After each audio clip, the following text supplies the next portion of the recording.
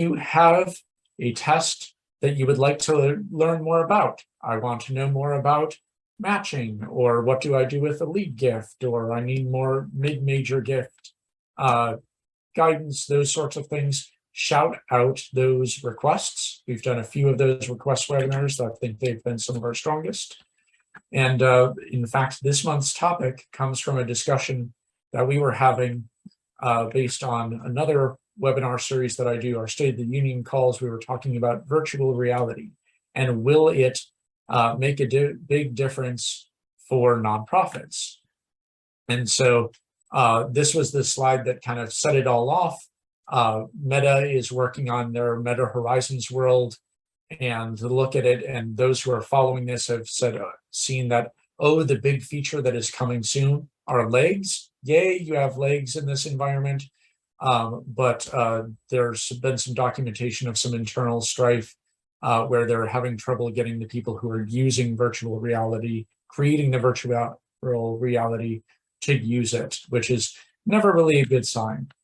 And so is virtual reality going to be something that is helpful for nonprofits? And believe it or not, this is actually a well-studied question with some people on both sides, spoiler alert.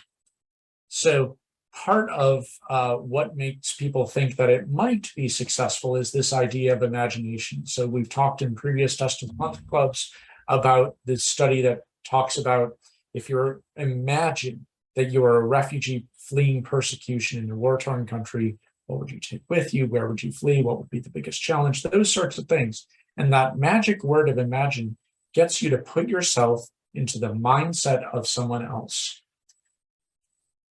And when people got this messaging, they were less likely to want to discriminate once they had put themselves into the mental space of someone else. And so they were less likely to want to discriminate against Muslims because they talked about Muslims specifically in the piece. And in fact, that difference of imagine versus not imagine was different than any partisan difference. And so it's a powerful phrase, putting yourself in someone else's shoes. That also works, as we said in Test of the Month, in fundraising, starting an email that talks about this imagine language, putting that language that you saw in the study into a fundraising email, had higher gift rates and higher revenue that came from it.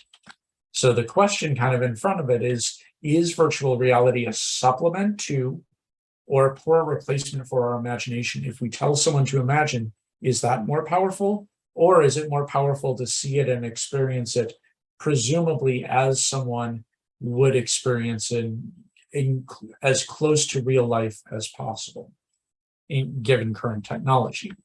So here are the studies that go with it. First is looking at empathy and charity and how those interact.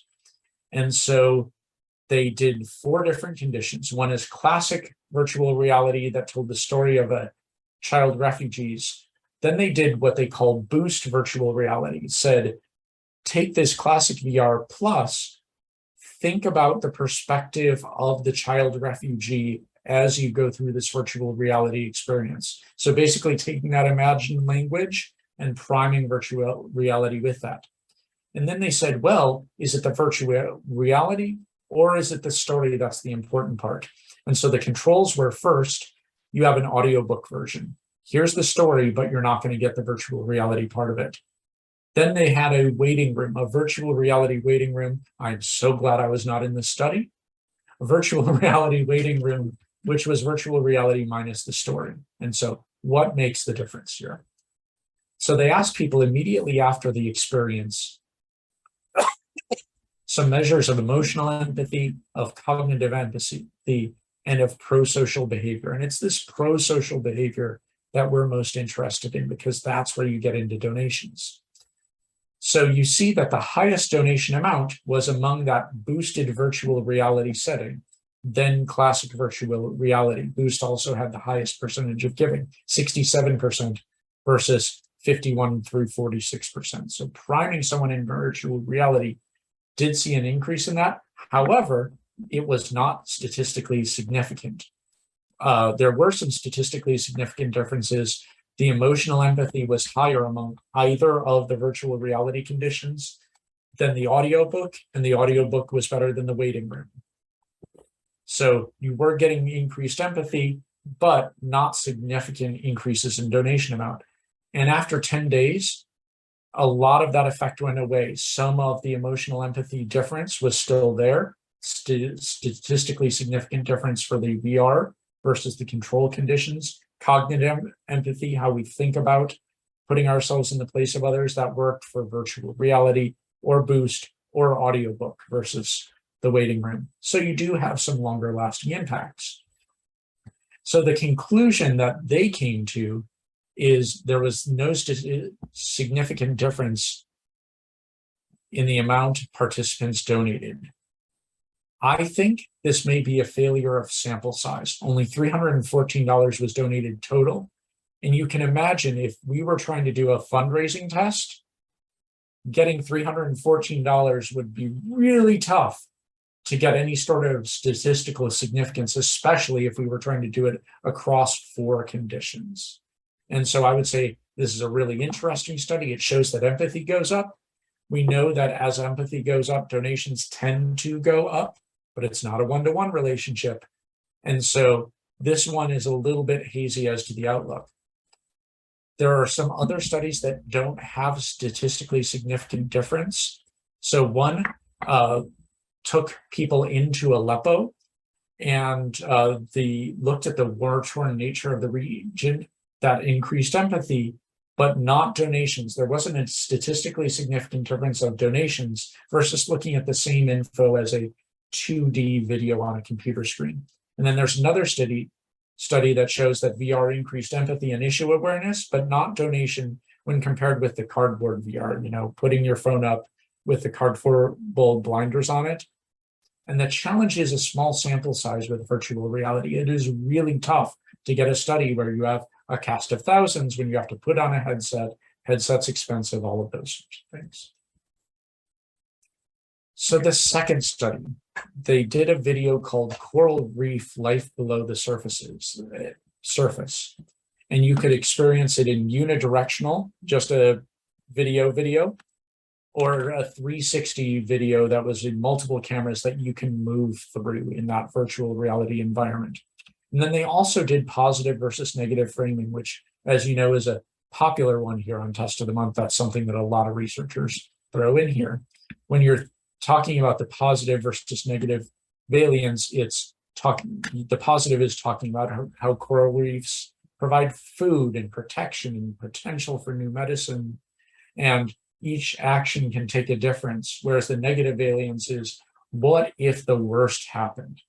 Very similar to what you would do in fundraising materials. So I think it kind of comes down to if we act now versus if we don't act now is a good summary of the positive versus negative.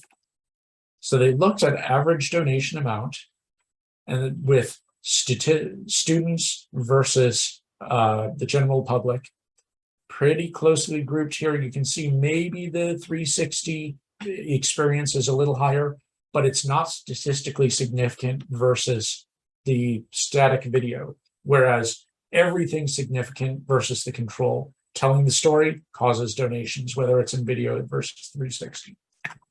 But then they went, this is in Bogor, Indonesia.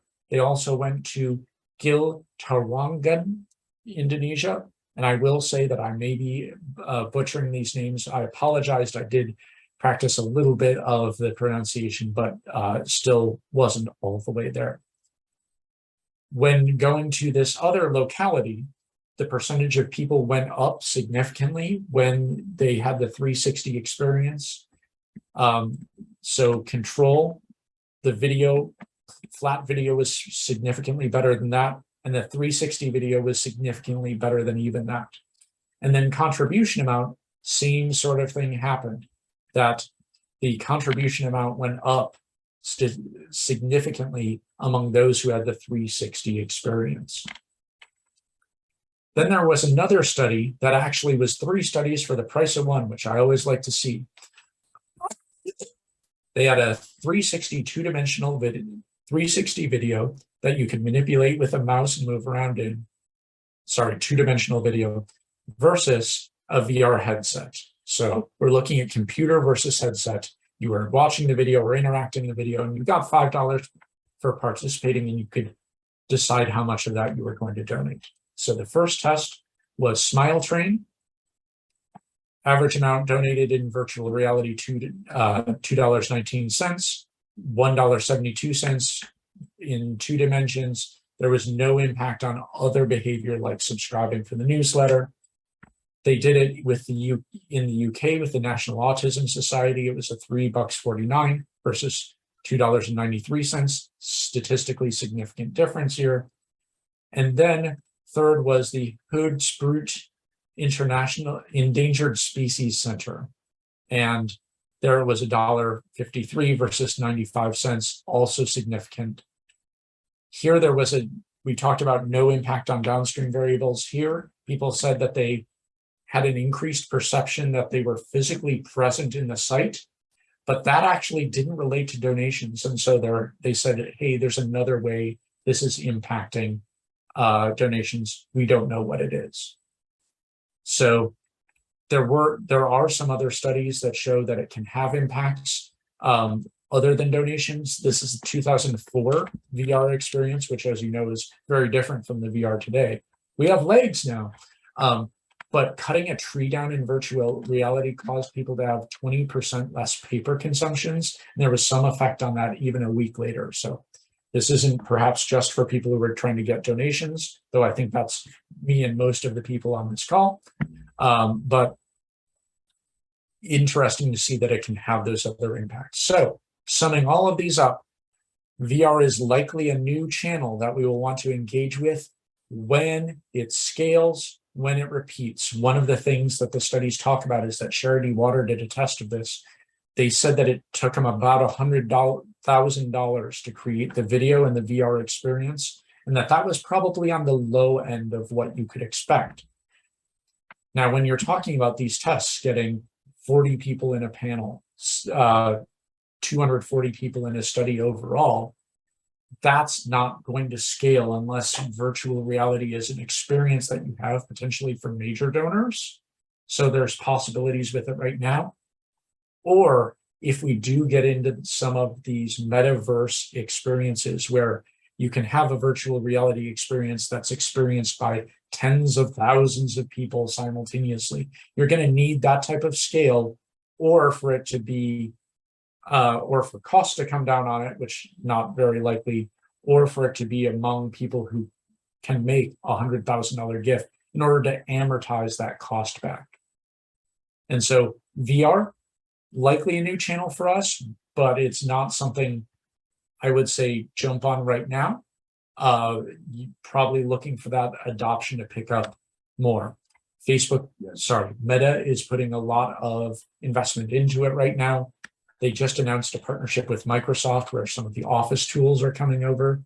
And there are a few other providers. I would say that there are other environments like a Roblox that have potential to take off.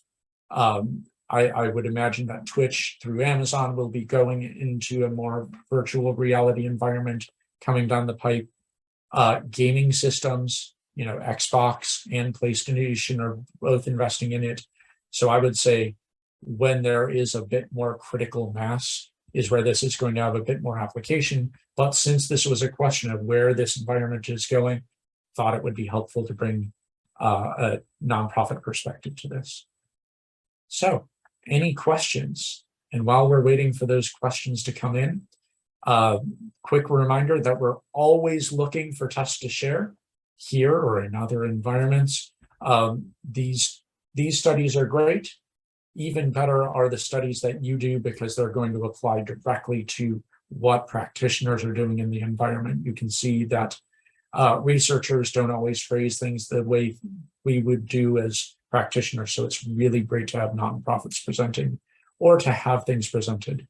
The second thing that I would ask for is, even if you don't want to present anything, if you have burning issues, if you have questions, if you have topics you would like to cover in this or other presentations, please let me know because we'd love to be able to focus on those if possible. My email address is nellinger weaремore.com. That's NELLINGER at weaремore.com. Love to hear about it. Question, did I say that VR was not going to influence giving in other channels? I would think that I would. Yes, I would think that it will as well. Because you do see some lasting effects, 10 days in one study, 7 days in another. I would think that it would function similar to a bit of a DRTV commercial on steroids, where someone may not make that gift immediately, but they will follow on and make that gift in other channels. They may engage with the mail piece that comes in front of them, or those sorts of things.